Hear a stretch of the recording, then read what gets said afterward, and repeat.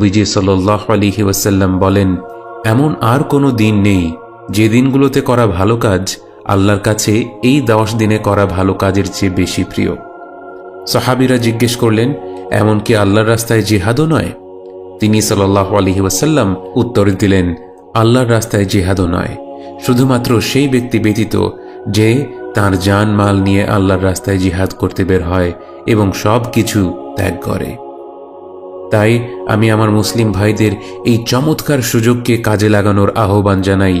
এই 10 দিনে ভালো কাজ বাড়িয়ে দেওয়ার আহ্বান জানাই, যেমন কোরআন তেলাওয়াত করা, আল্লাহর যিকির আযকার করা, যেমন আল্লাহু আকবার, লা ইলাহা ইল্লাল্লাহ, আলহামদুলিল্লাহ, সুবহানাল্লাহ, দান সাদাকা করা, নফল রোজা রাখা, সব ধরনের আমল বেশি করে করার চেষ্টা করুন।